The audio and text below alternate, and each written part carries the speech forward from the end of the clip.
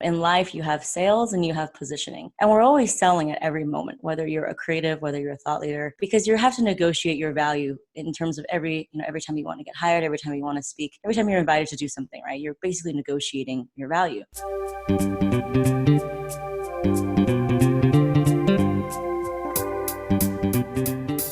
Hi, and welcome to the Innovative Mindset Podcast. I'm your host, Isolde Trachtenberg. On the show, you'll get my conversations with peak-performing thought leaders, creatives, and entrepreneurs. Every week, I bring you the latest scoop on what these incredible people do to succeed and how you can get their secrets and do it too.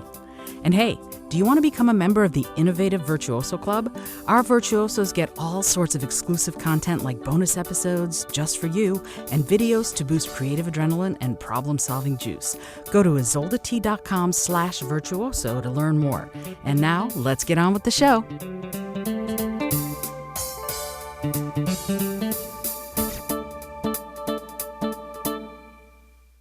Hello, and welcome to the Innovative Mindset Podcast. My name is Isolde Trachtenberg, and I am super excited that you're here, and I'm really thrilled to introduce you to my guest. Check this out. As a former U.S. diplomat turned PR guru, Gloria Chou hacked her own way to get early-stage, pre-launch startups into top-tier outlets without ever working at an agency or having industry contacts or anything to get results. She advocates that PR shouldn't just be a luxury for later stage companies. And now she teaches her winning 3-step formula to help visionary founders make a bigger impact. How amazing is that? She's also the creator of the PR Starter Pack, the first PR in a box solution for early stage founders. I know I need that myself. So Gloria, I'm going to be talking to you about that. And she is a mentor at the Female Founder Collective, I Fund Women, Career Contessa, and other founder circles with a mission to help them gain credibility and traction without ever spending a penny on ads or agencies. Gloria, I am so thrilled that you're here. Welcome. Thank you so much for having me. This is great. It's really so fascinating to me that you went from being a diplomat to doing PR, and I can't wait to hear how that transition happened. But first, you started as a Foreign Service officer. What about the work of diplomacy inspired you to pursue it? I've always traveled a lot. I grew up partly in Asia and partly in the States. So I always wanted to pursue something that was international. And I was very interested in diplomacy and international relations. So in my academic life, as I was going through college, those are the courses that I sought out. And so I always thought that the life of a diplomat and working abroad was always very fascinating to me. I think I was also a little bit idealistic because I think it's one thing to want to work in international relations. It's another thing to work in a government bureaucracy. So that's kind of initially what sparked my interest.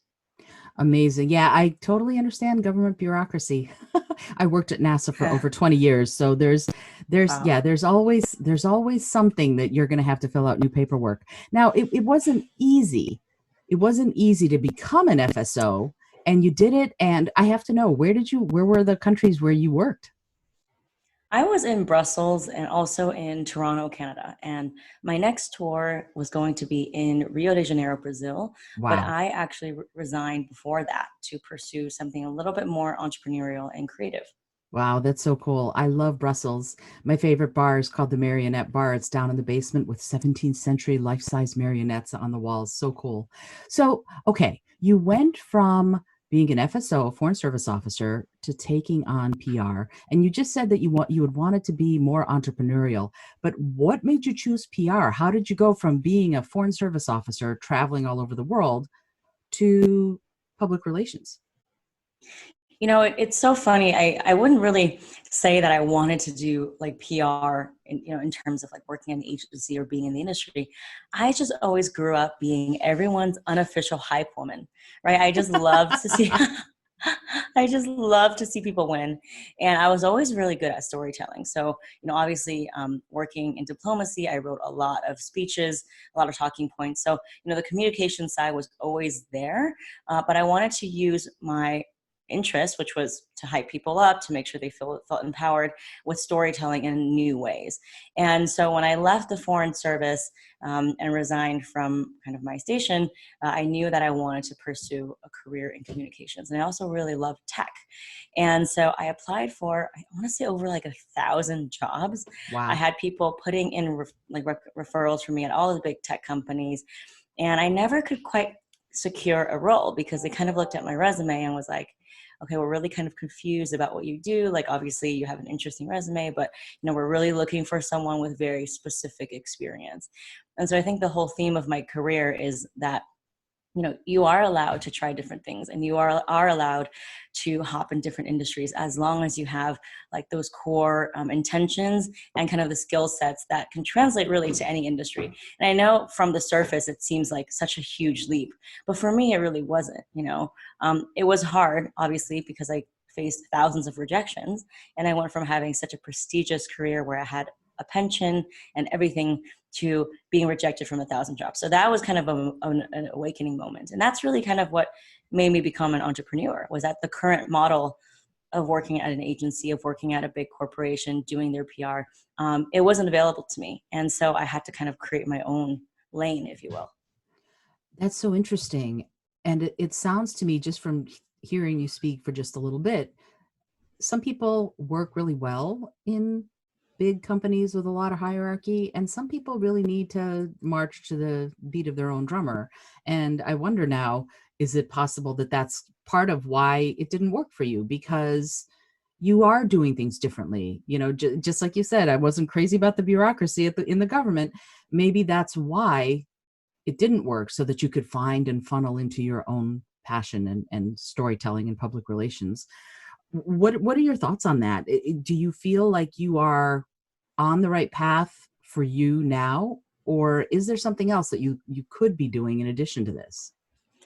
I will say that being in this generation, right, where we are not as rigid as our parents' generation, where you picked one career and that's kind of all it was, and you stayed in that career. I feel like, with technology and kind of our emphasis on like being able to embrace your passions, and 2020 being a year of reckoning for corporations and people Mm, recognizing that there are models of remote work and freelance and flexible work, that you can still be a very productive part of a society, but not having to really like be married to a company. I think all of these things are coming in like a perfect storm, and people are realizing you can be many different things. Like, for example, yourself, you were in NASA for 20 years, but now you have so many different interests and you're able to cultivate that in different ways through your podcast and other projects. And I'm the same way, right? So, people say, are you like, what kind of PR do you offer? It always takes me a while to kind of explain to them that I don't really consider myself like a PR person. I really consider myself kind of a coach to mhm, entrepreneurs, right? And mm. finding new ways for them to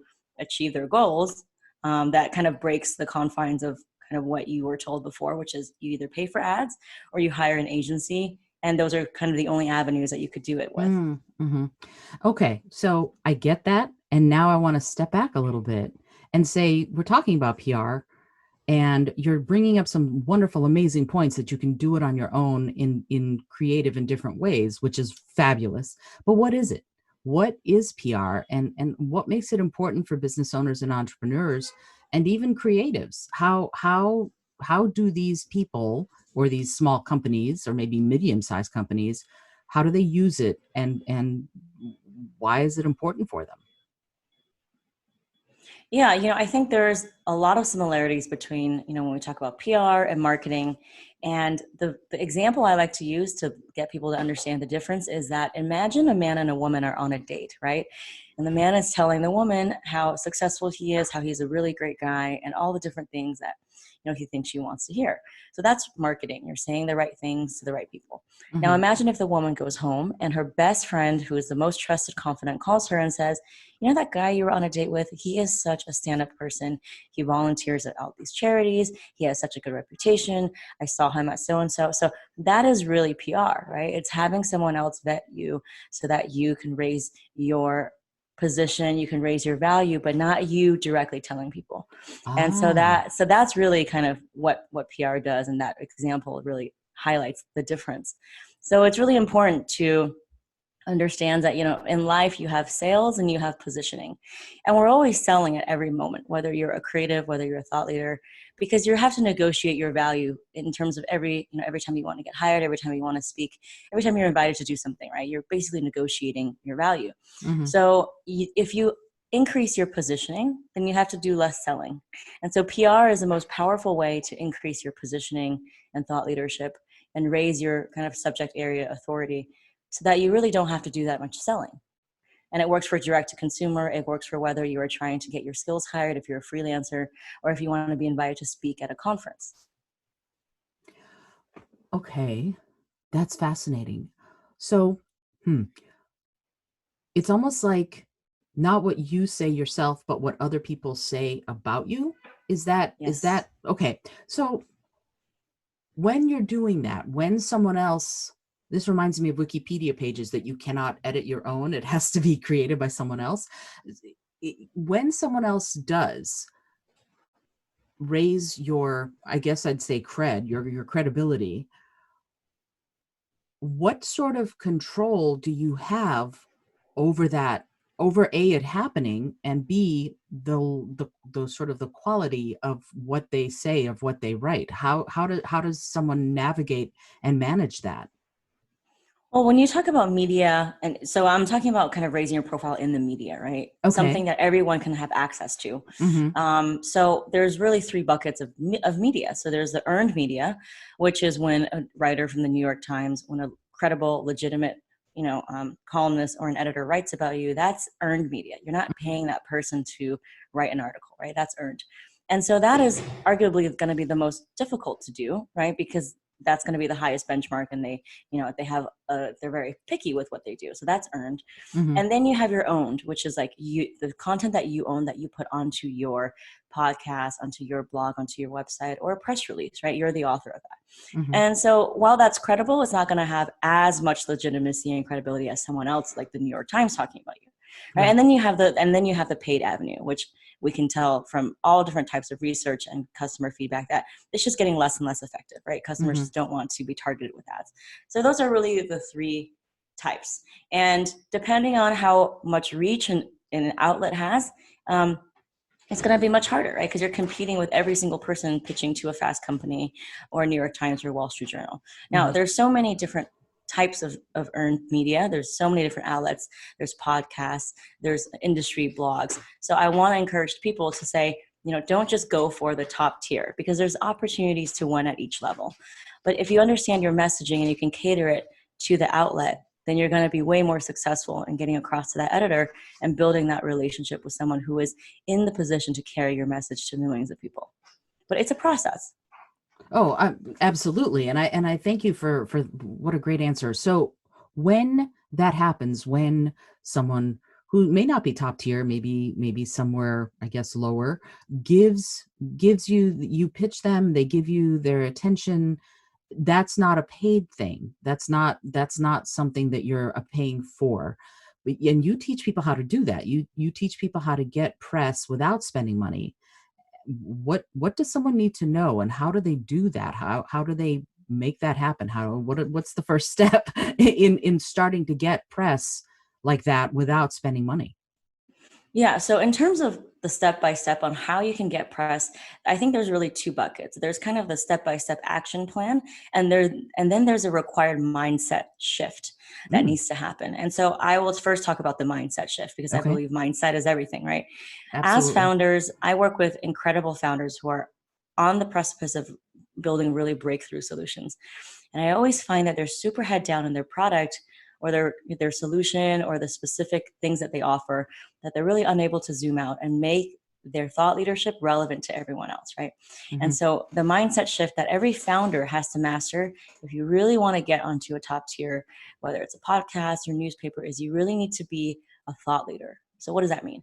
It means instead of talking about why your product or solution makes sense to the customer, you need to talk about why it's truly relevant to our daily lives in the here and now. And so that's a little bit more difficult, Hmm. right? Because you're not talking about your product specs and you're not talking about your customer testimonials.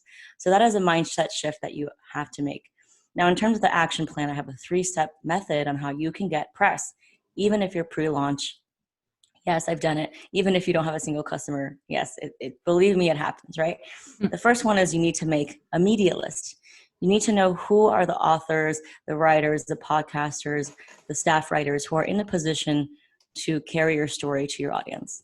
And so you're going to want to make a media list. And you can go on my website, gloriachoupr.com, that's CHOU, to download your free media template. And it's going to be an Excel spreadsheet where you can start to populate with all the different writers. And you can set up a Google News alert so that every day you understand what are the articles that are being written about your industry, and you can literally copy and paste the writers and start to build a directory, if you will. So that's really number one.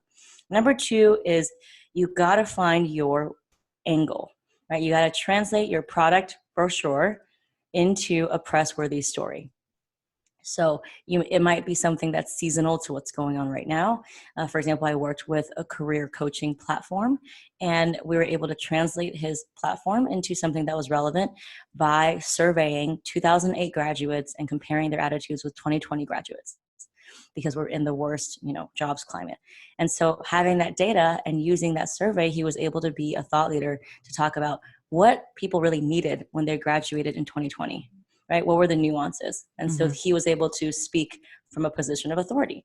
So that's how you can find your angle. Maybe if you're in fintech, if you're an accountant, maybe it's a new tax policy. Maybe it's something with the SBA loan, something that's regulatory.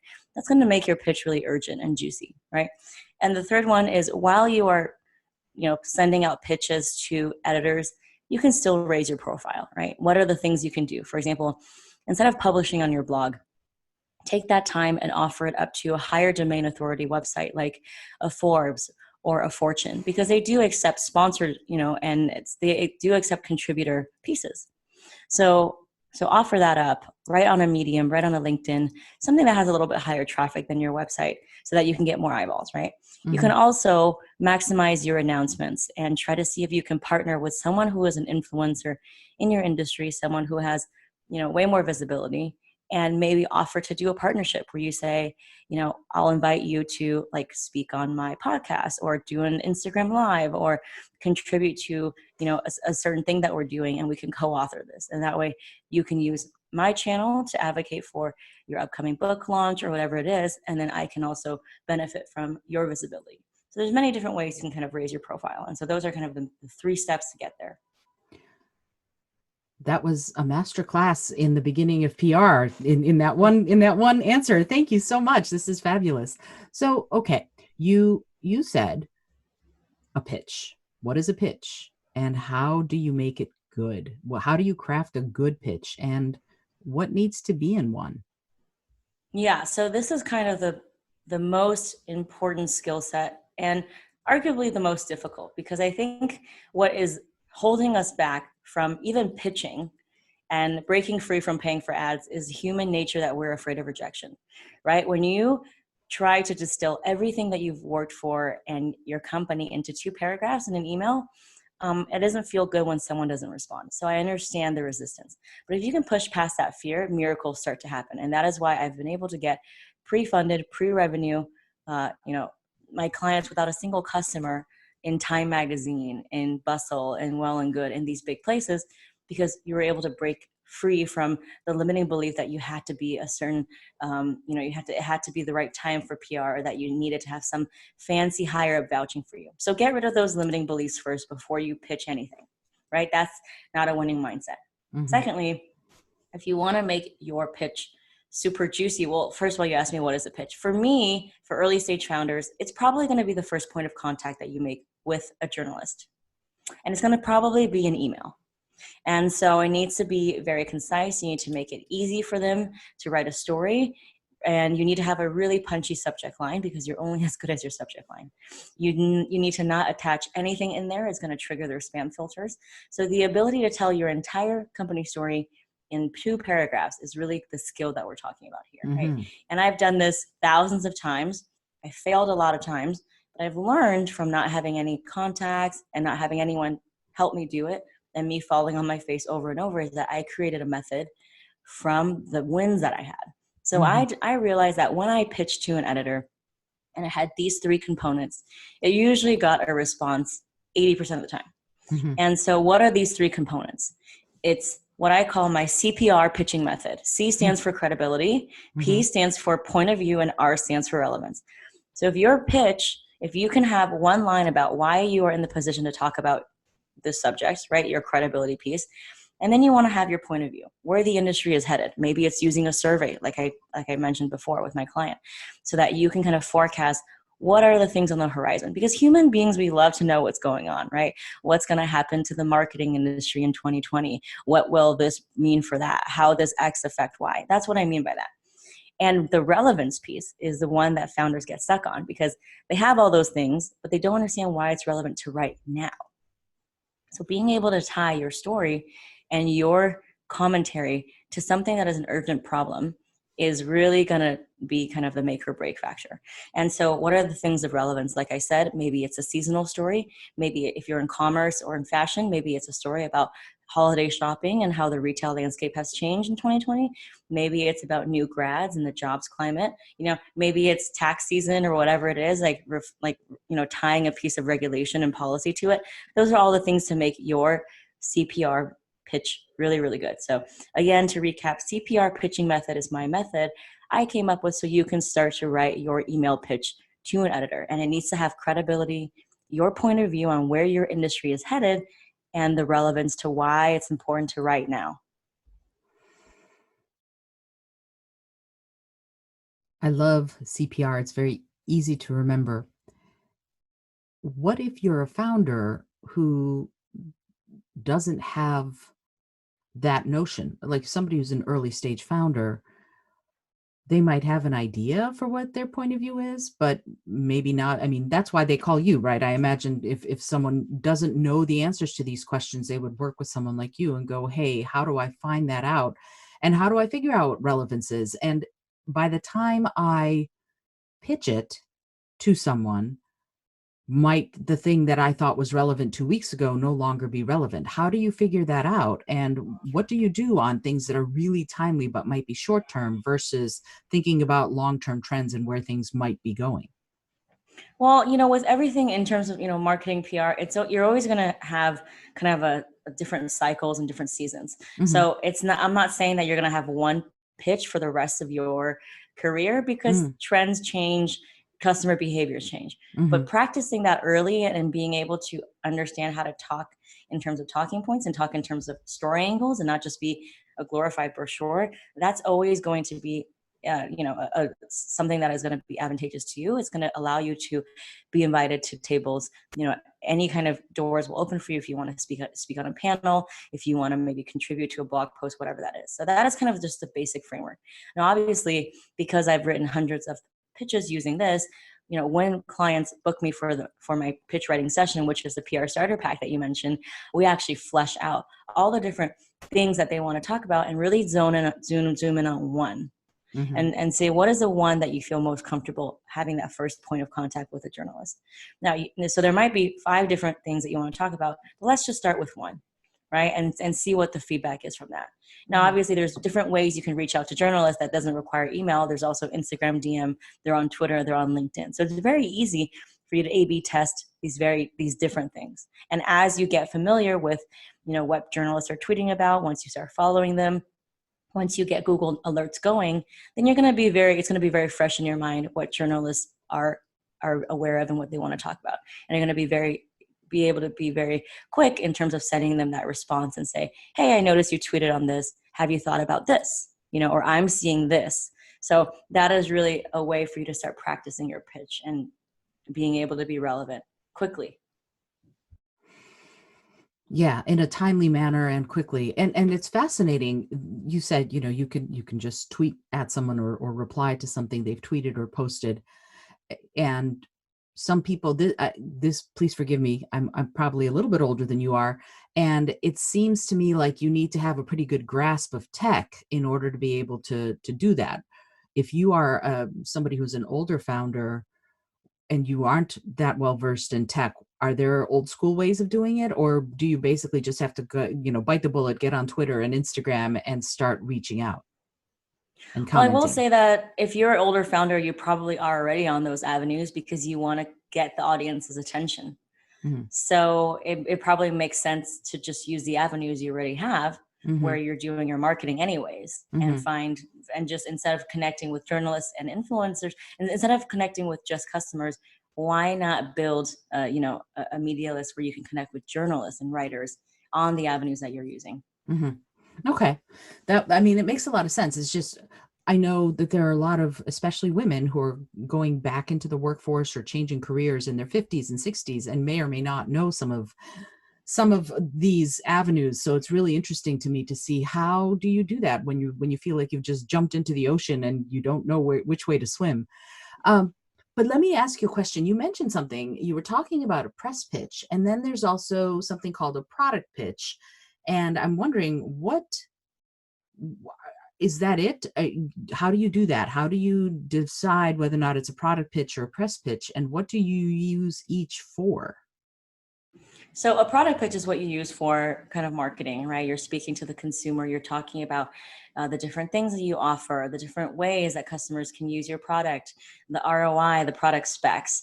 And that is not as helpful to a journalist, Hmm. right? Because journalists are interested in kind of the general topic, the bigger discussion that's being had. So if, for example, I worked with a founder who has kind of a, have you heard of ClassPass? It's kind of like a class pass for kids activities. We can go online and book all kinds of karate classes and ballet lessons through a portal. Mm-hmm. And it's kind of all tech driven, right? So it's like, today, okay, I have a free time between 4 and 5. I want to select a kids activity near me. And so that's kind of what you would do. And Hmm. during COVID, she lost all of her pipeline, right? Because no ballet lessons and stuff could be open. So what Right. does she do? So instead of talking about, what she offered and what was in her platform, she did a survey to all of the parents who were using her platform previously and asked them if they were, on a scale of 1 to 10, how likely were they to pay for a virtual class, right? For example, we're all doing virtual things Hmm. right now, anything from wine tasting to Zumba classes, whatever it is. And she actually found that over 80% of the parents who were booking these ballet lessons and martial arts classes, they were not willing to spend a single penny on virtual classes. Hmm. So that is a really interesting dichotomy, because I don't have children and I'm really willing to pay for Zoom anything, right? There's even like Zoom hair braiding classes, Right. but parents were a tough crowd. And so this data she took and she presented it to a journalist, and it really highlighted the irreplaceable aspects of kids' activities and Hmm. kind of what parents were doing and how they were different from consumers who didn't have kids. And so that was kind of a story that we wrote for her. And so that highlighted many different things, including, audience behavior, consumer behavior, and kind of just where her industry is headed. And it's not looking very good, because it seems like they're not able to go virtual, whereas so many other things are. And isn't that interesting? Because I would imagine having your kids have things they can do would be important, even if they can't, during the height of the pandemic, leave the house or whatever. So, did you talk about that at all? Like, what was the reason behind parents not wanting to do that sort of consumer behavior? Or is that something that is next step when you're creating the story, when you're creating the pitch? Would you talk about that? Or would you basically go, this is what I see happening, and the rest can wait for another time? Well, it's interesting you asked that, because we did write that in the pitch. And then at the end of the pitch, we talked about what parents were doing instead, right? And Mhm. we found that what they were doing instead was getting private camp leaders, socially distant in a backyard, and having 4 or 5 kids doing these backyard summer camps, but in like a very confined way. So Hmm. they were doing that instead. So instead of going to summer camps, they hired their own camp leader. Everyone was wearing masks, and they had 4 or 5 kids that they vetted to be in a backyard for a certain amount of time. So the pitch was really, Zoom is taking off, but parents are a tough crowd. Instead, they're doing backyard summer camps. So that was a pitch that we wrote. Hmm. Yeah, it seems like you're putting the final punctuation mark on that. It makes sense. So when you're doing this, when you're creating these pitches, who are you pitching to? Are you pitching to journalists, editors, various kinds of reporters, bloggers? Who are the important people to know when you're building this earned media through, and your credibility through this system? I think, all of the above, right? Because you're going to be, you want, like, there's no such a thing as like too much press, especially if it's a good story. It's not a contentious story. So so it's really important to have a really robust media list so that you Mm-hmm. can connect with as many editors as possible. Because the first time that you pitch, they may or may not respond, and they might say, well, we actually just wrote a story about this. So at least for the next wave, if you're attuned to what they're writing, you can get in at the right time. Right. So this is very important when you don't want to pay for ads and you want to cultivate an organic relationship. There is going to be that ramp up time. Mm-hmm. Right. But the great thing about that is that that's going to be in your back pocket. That's going to be your contact that you can have for the rest of your career, to be able to be on a first name basis with a journalist, to be that person that the journalist is going to call whenever they need a commentary on X, Y, and Z. Mm-hmm. Mm-hmm. It's interesting. I have used Help a Reporter Out. I'm sure you know what that is. And so for if you're listening and you don't know what it is, it's a website where you can get emails from reporters who are looking essentially for pitches for stories. And what was interesting about this one story, I ended up getting featured in Fast Company, but I didn't know it was Fast Company. They were asking about something having to do with public speaking and fears of public speaking. And I went, I know something about that. I wrote a book on that. And so I pitched it. But what was interesting is I wrote the article. I wrote the article as if that was going to be the whole thing that they published. And the reporter got back to me and said, hey, this is great. Can I talk to you? This is for Fast Company. Absolutely, no problem. How do you manage that? I did that because that's how I get my earned media. I basically don't just pitch stories. I write the stories, as it were. But if somebody's not comfortable doing that, what do they actually write in order to gain a journalist's interest and then also their trust? Well, you really hit the nail on the head. Not every founder has a bandwidth and time and a skill set to write a story, right? Mm-hmm. And so for a lot of them, the CPR method really works because it allows them to just have the first point of contact with a journalist so that they can at least get the journalist to respond or get on the phone. Mm-hmm. And what happens is that once you're on the phone, the founder is an expert, right? It's really allowing the founder's expertise to come to the forefront because they know their stuff better than anyone. Mm-hmm. So even if you hire a PR agency, that's what they're going to do as well. They're going to just connect you, and then you're going to take over the conversation. So once you're on the phone with them, the journalists, being professionals, they're going to ask you questions about what their audiences are interested in, and the founder should have no problem being able to take that conversation to the next level. Now, obviously, if you have a lot of good content and if you have writers on your team, then yes, you can definitely write a piece that is fully fleshed out and offer it to a Fast Company or a TechCrunch, and they do take contributor pieces, and that's what I talked about earlier. But that's going to take a lot more time and bandwidth. But Mm-hmm. you are presumably making it easier, but it's still going to have to be vetted by the journalist. And so I always say, let's just shoot for the stars in the beginning, and at least if that doesn't work, then we can try to see if we can give them a piece that we already wrote out. But that again is going to take time and effort and bandwidth. Mm-hmm. Well, if you are writing that and within that framework of not taking the time, as I was growing up and doing any kind of marketing or PR work for my own businesses, uh, I wrote a lot of press releases. Are they still the best way to get the word out, or are there better ones? And if they're still good, what needs to be in one, and what shouldn't you do? So, like all of the business tools, I really think PR is a tool, right? Just like marketing, ad spend, they're all just different tools that you can Mm-hmm. leverage, but there is a way to get the most bang for your buck, if you will. So I think so if you have a press release, it's going to be searchable. It's going to be on Google News. It's going to skyrocket your SEO in a way that you writing about something on your blog just is not going to get there, right? It's not going to be on Google News. So press releases still work in the sense that it is the most formal and public way to make an announcement and make it really official. So Mm-hmm. if you have a funding announcement, if you're launching a new podcast, if you have a partnership with a household name, if you're doing some charity initiative, I think those are all great ways that you can leverage a press release and make it worth your money, because press releases are not cheap, right? You have to pay a newswire service to distribute it. But if you are seeking investor money, if you know you're going to be in the industry for a long haul, I think it is worth it. Now, in terms of press releases, I always like to kind of bundle my announcements. So for example, you might want to announce that you have a really big customer that's a Fortune 500 company, and maybe you want to bundle that up with a new product launch or something like that. Mm-hmm. Or it might be you have a new board member who is someone from a very prestigious background, and it shows that your company has a lot of interest from someone of that caliber. You might want to bundle that up with something else.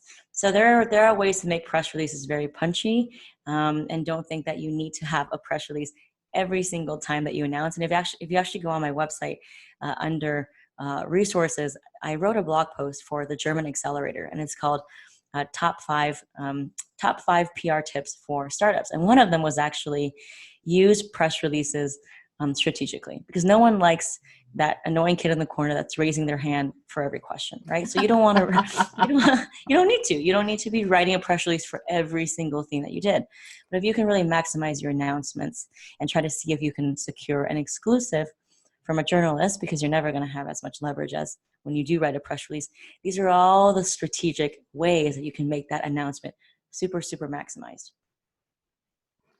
That's great. I love that it looks like there are many possible avenues to get to the center of elevating your state and credibility with respect to PR, and yet there are some things that are very sort of specific. Like you've mentioned that there are best days and times to pitch, and that's very, instead of being a more, oh, we'll elevate the brand and we'll elevate your company, that's very do this. It's very technical. So what are those? What are the best days and times to pitch, and what makes some better than others?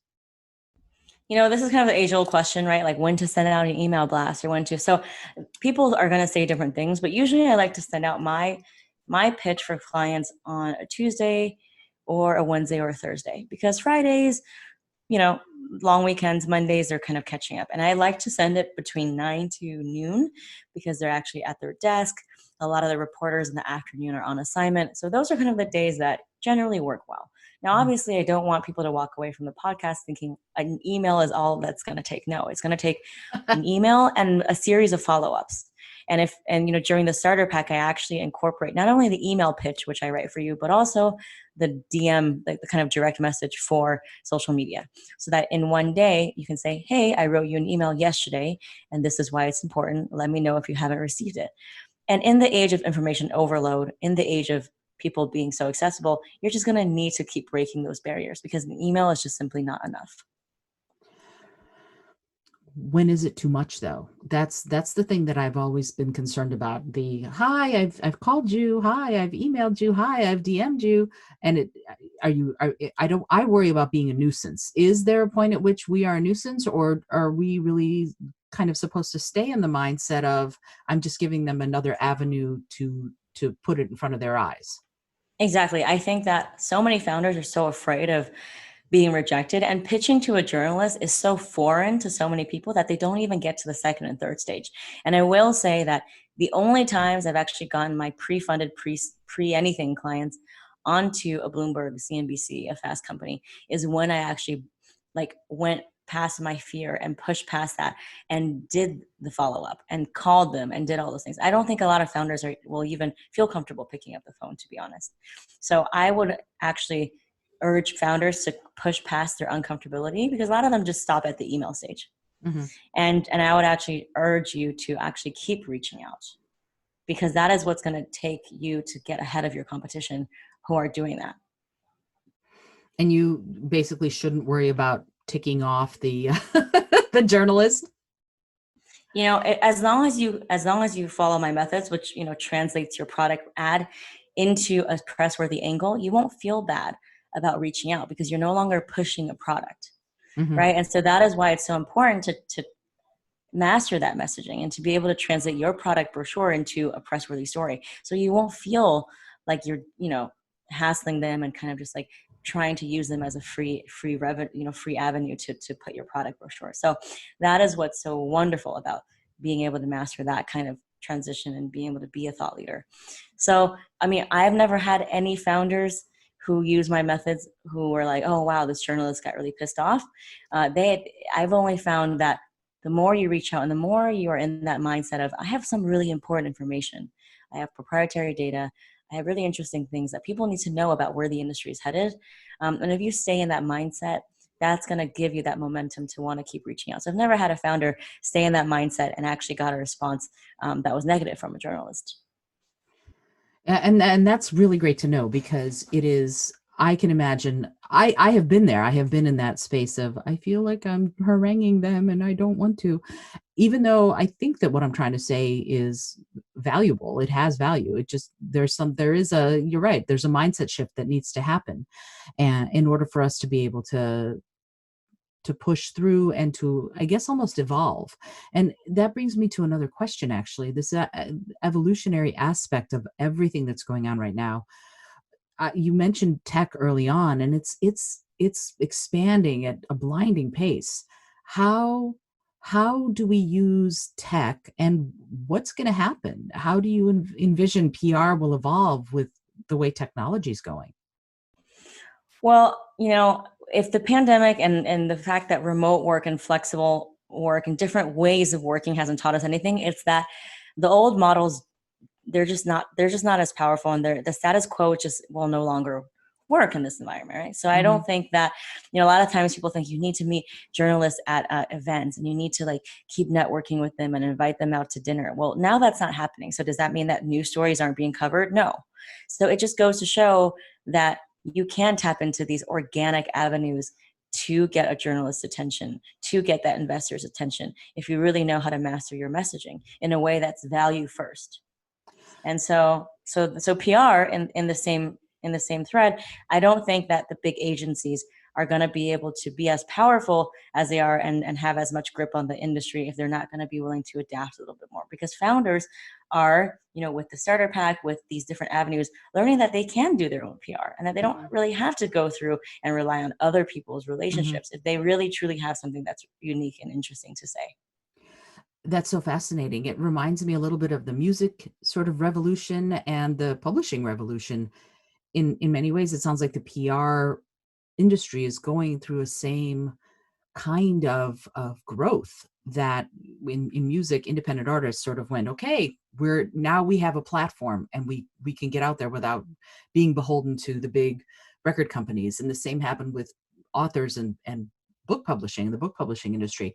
Is that sort of the same kind of thing that you're talking about here, that because founders are realizing they can do it on their own, that sort of independent spirit will start taking the front stage now?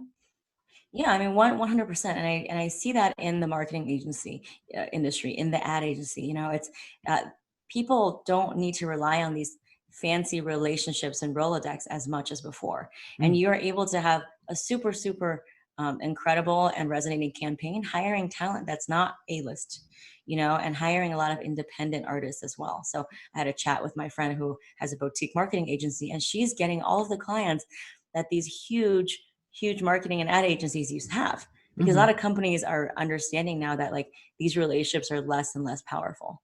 And I think ingenuity, being able to be a storyteller and having that narrative, that's really more important than the status quo of like, having a fancy Rolodex. And that's so interesting what you just said. I love that idea that the fancy Rolodex isn't as important, but being able to tell your story. I caught on to that. You said that, and I went, okay, so I, as entrepreneur A, exhibit A, if you will, I have to figure out how to tell my story so that it brings value to others. But you, as a person who owns this company that helps people do that, when you're helping someone write, I imagine there are lots of different kinds of founders. There are lots of different kinds of entrepreneurs and business owners that you are working with. How do you change your mindset to figure out what's best for each one? Well, Like I'm, yeah, I mean, during the PR Starter Pack screen share session, I have a format that I follow, right? So mhm, there's intake questions. I ask them where they are in their journey. Do they have anything upcoming? And so that way I can understand exactly what their goals are. mhm, But I will say that PR is not directly a customer acquisition avenue, in the sense that the purpose of PR is not to get you more customers. It's mhm, to elevate your authority in the marketplace so that you have social proof and you have traction. So mhm, that's really important for founders to understand, right? That it's not going to be a direct, like, pay per click kind of result. mhm. But arguably, it's going to be able to make your brand name and credibility much more valuable. And so I would say it's arguably even better. than having that direct customer acquisition kind of pay for a click, whatever it is. And then we go through a framework of my CPR method. I start to flesh out their pitch, and we might have maybe 5 or 10 different pitches that we want to write. But in that hour, we zone in on the one that they have the most data points, that they feel most comfortable talking about, and that they feel is most urgent and relevant based on the trends that they're seeing. And so by the end of that hour, I'm able to flesh out a pitch, using that one angle. And they're able to see how a pitch is written, so that if they do want to go back to the drawing board and go back to that document, they're able to kind of fill out kind of that format using what I've already given them. But it sounds to me though like you help them shape it, like you reflect back to them what they're saying in order to formulate the actual pitch, to fill out the document and formulate the pitch. What process do you go through inside yourself to be able to do that? I will say the one thing that's really helped me in my career is that I'm a generalist, right? Before I was a diplomat, I was a TV producer. And Mm, so the fact that I've definitely hopped around and worked in different fields and I've never really stuck with one allows me to take a very macro view on things. mm-hmm, So I'm able to say, okay, well, from a consumer who doesn't have industry knowledge and that doesn't understand your industry jargon, what's interesting to me based on my news feeds? And so I think that is really something that is a value add for founders who are really kind of industry specific and focused solely on their industry. mm-hmm. That makes a lot of sense, and I love generalists. Generalists are my favorite people. You could, Yay. you might be able to tell I'm a generalist also. So, okay, you've done all of this stuff as a founder. What's your next step? What best practices can you recommend for a founder who's starting to do either their own PR or even working with you? What are the best ways to go about this? Well, I'm really all about empowering the founder to do it themselves first, right? Hmm. Because that's what I did. I had to do it myself. Hmm. I didn't have any roadmap. So if you go onto my website, gloriachoupr.com, you can watch my free masterclass that talks about everything we talked about today, the CPR pitch, the do's and don'ts in detail, although I talk very fast. And it's actually in a very concise 30-minute masterclass, which I think is the equivalent of like a 6-hour class. But Wow. I'm all about delivering a ton of value in a short amount of time. Go onto my website, watch that, and you will get your free PR roadmap for founders, which is a beautiful 7-page PDF that walks you through all the different talking points. And that is free. So that is definitely where you can start. It's going to allow you to make your media list. It's going to give you a template of how you can find your pitch using my CPR method, do's and don'ts, best times to pitch, all the things that we talked about, so that you have it and you don't have to memorize it. So Hmm. do that first.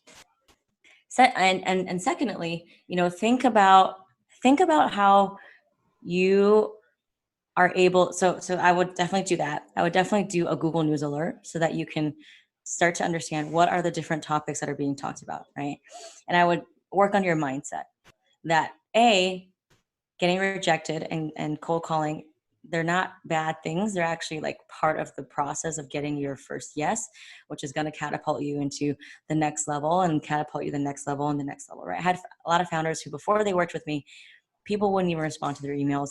And because we got that first yes, that first feature, they now have speaking spots lined up for months, Oh, right? Because they're lovely. able to position themselves. And now they're Hmm. all of a sudden be able to get on the calendars of the investors who would not give them time of day, because it's all positioning, right? So work on your mindset and understand that there is some work that you need to do in the beginning, and be okay with comfortability, be okay with, getting rejected, because that is really what you need to be able to succeed. So work on those things, download my roadmap, watch my masterclass, and then if you have any questions, you can email me and DM me, and I can write out your pitch. So that's really kind of what I have. And in terms of for my own business and how I want to help founders, is I really would love to build out a course. There's a lot of online entrepreneurs that are doing different courses about, how to launch a course, or, how to make a website. I don't really see one for PR, Hmm. because so far PR is still so much in that, like, you need to hire an agency for 10 grand a month mindset, Hmm. that a lot of founders just don't do PR because they just feel like they can never achieve that. So I want to make it accessible. And as part of that mission, I want to build a course where it's going to be all the different modules you need to learn. I'm going to give you templates. I'm going to give you speaking points of, if you were to call a journalist, what do you say? Right?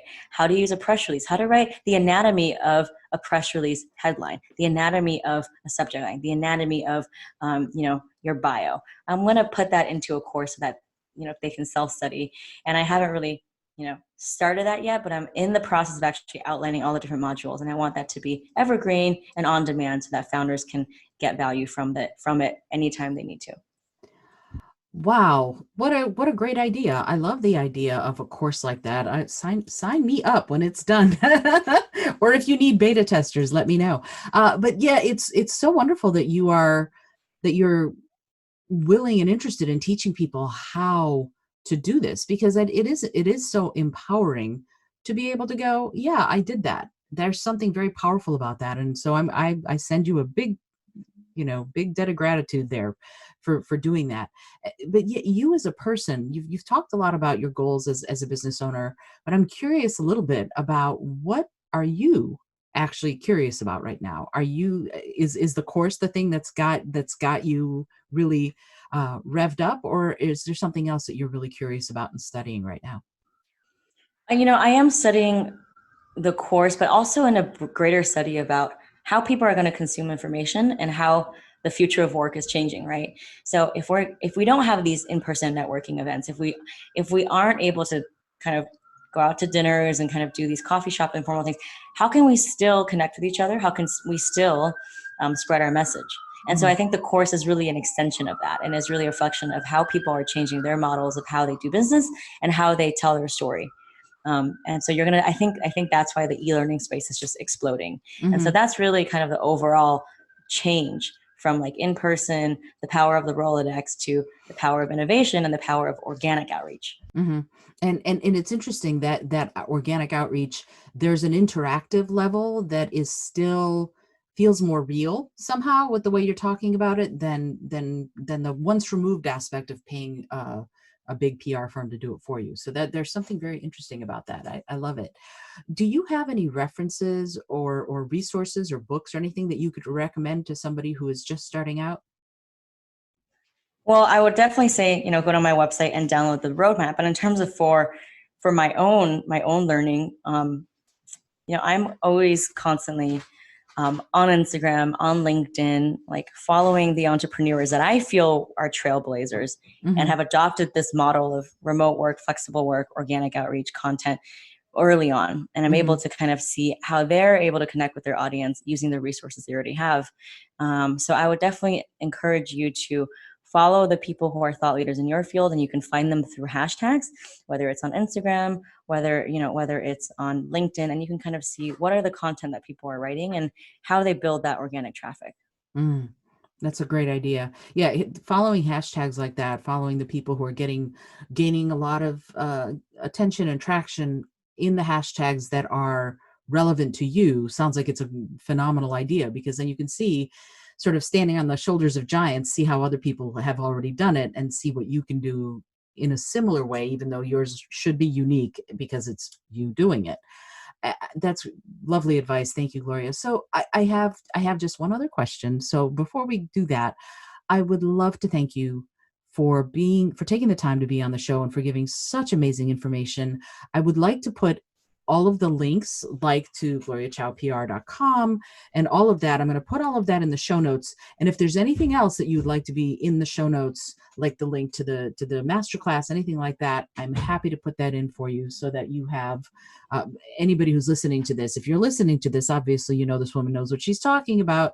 So you need to follow her and get get this information so that you can elevate your credibility and also ultimately your business. Oh, and nah, I'll ask it the next time you're here. I was like, there's one other question that I'd love to ask, but nah, that's okay. So let me ask you this one last question that I ask everybody who's on the show. And it's a silly question, but I find that people give amazing answers. And the question is this: if you had a plane that could skywrite something for the entire world to see, what would you say? Ooh, that is that is amazing. This is awesome. This lights me up. Wow, if I had a sky plane that could write in the sky for everyone to see, it would be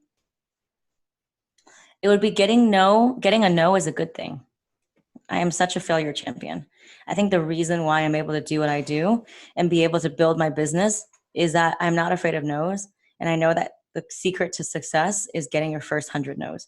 It allows you to be sharper. It allows you to gain an edge, and it allows you to basically use that feedback as information, and that's power. So I encourage everyone to get your first 100 no's. I like that. Get your first 100 no's in the sky. Terrific. Well, Gloria, is there anything else that you would like to add that we haven't discussed yet?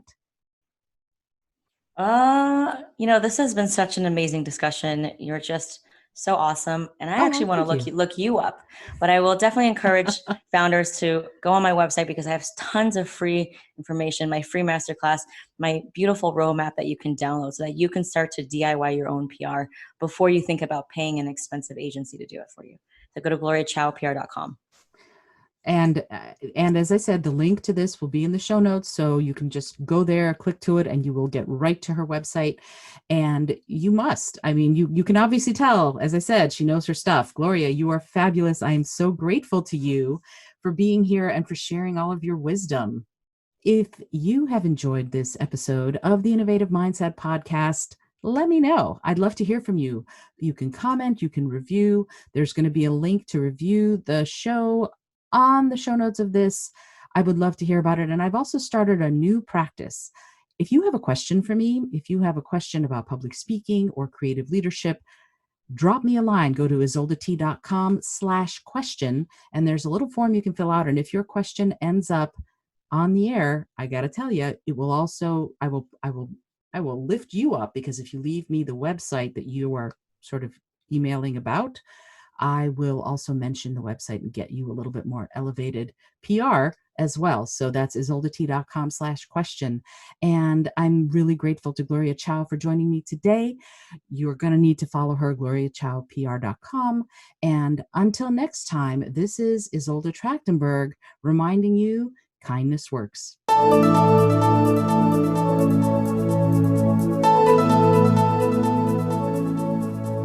Thanks so much for joining me today. I really appreciate you being here. Today's episode was produced by Isolde Trachtenberg and is copyright 2020. As always, please remember this is for educational and entertainment purposes only. Past performance does not guarantee future results, although we can always hope. Until next time, this is Isolde Trachtenberg, and I send you all of my love.